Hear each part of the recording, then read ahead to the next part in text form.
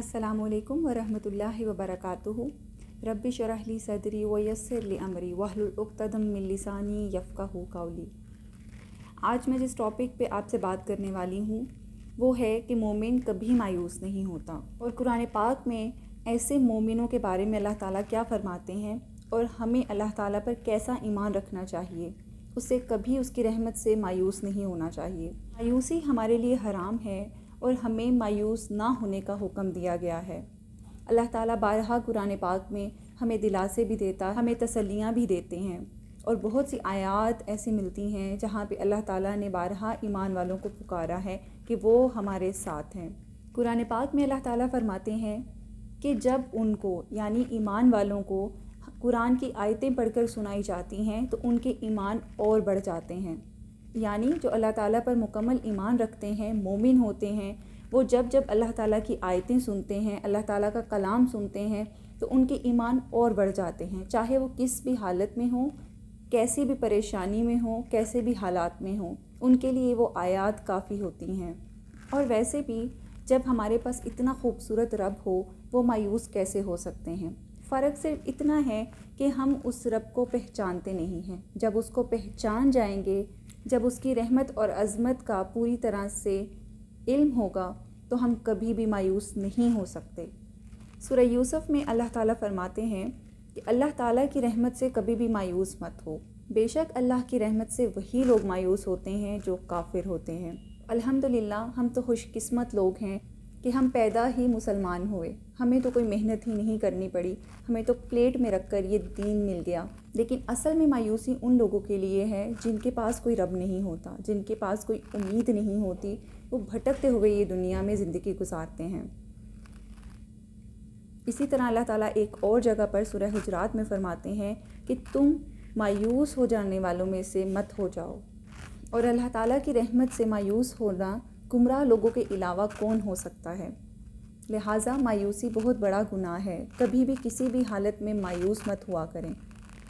ہاں، پریشان ہونا جائز ہے، ہم انسان ہیں، بہت سی کیفیات ایسی ہوتی ہیں جب انسان پریشان ہوتا ہے، کبھی کبھی تو مایوسی کے دہانے پر پہنچ جاتا ہے، لیکن اللہ تعالیٰ پر یقین ہونا بہت ضروری ہے۔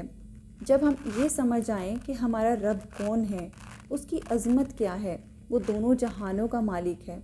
جب اس کی مرضی کے بغیر ایک پتا نہیں ہل سکتا۔ قرآن پاک میں خود اللہ تعالیٰ فرماتے ہیں کہ اللہ تعالیٰ ایک پتے کی حرکت کا بھی علم رکھتے ہیں،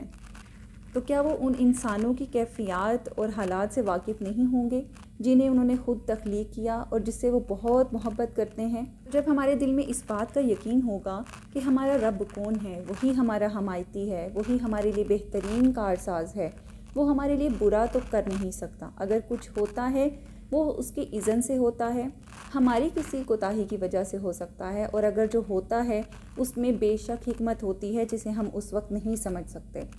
تو اس چیز کا یقین رکھنا کہ چاہے اس ٹائم ہو یا بعد میں اس کا سب پھل ملے، لیکن اللہ تعالیٰ کے کاموں میں بے شک حکمت چھپی ہوتی ہے،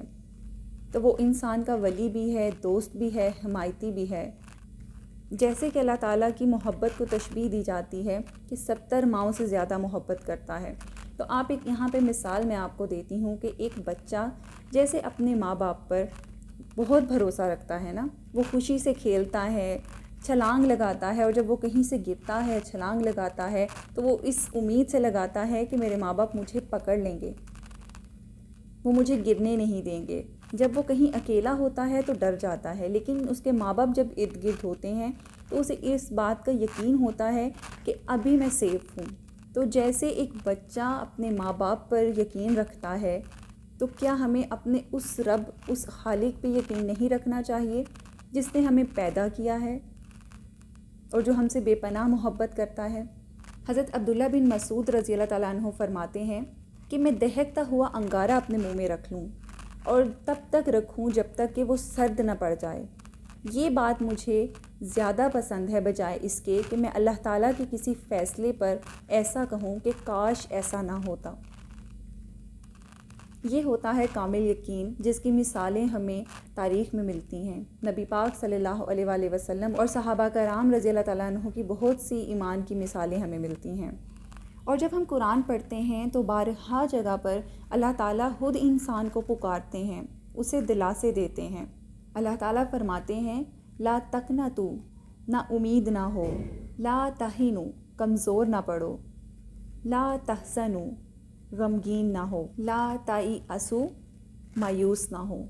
ایسے رب کے ہوتے ہوئے مایوسی کیسی؟ تو بے شک جو مومن ہوتے ہیں، جو اللہ تعالیٰ پر مکمل یقین رکھتے ہیں، وہ بہت پرسکون حالت میں ہوتے ہیں۔ ان پہ کوئی تکلیف پریشانی بھی آ جائے تو وہ اپنے رب پر چھوڑ دیتے ہیں اپنے معاملات کو، تکلیف کا اظہار کر کے لیکن اللہ تعالیٰ کی طرف رجوع کر لیتے ہیں اور ان کے دلوں کو سکون آ جاتا ہے۔ ایسا نہیں ہوتا کہ ان لوگوں کی زندگی میں کوئی پریشانی نہیں ہوتی یا وہ کبھی اداس نہیں ہوتے، غمگین نہیں ہوتے، یہ تو بے شک زندگی کا حصہ ہیں، لیکن ان کا اللہ تعالیٰ سے تعلق اتنا مضبوط ہوتا ہے کہ وہ اس کی طرف رجوع کر کے سکون حاصل کر لیتے ہیں، اور یقین جانے اللہ تعالیٰ انہیں بہترین سے نوازتا ہے۔ اللہ تعالیٰ ہمیں بھی اپنے مومن بندوں میں شامل کرے اور ہمارے ایمان کو بھی اتنا مضبوط کر دے کہ ہم بھی کبھی مایوسی کی طرف نہ جائیں، آمین۔ اللہ تعالیٰ ہمیں بتانے اور سننے سے زیادہ عمل کرنے کی توفیق عطا فرمائے۔ جزاک اللہ خیر۔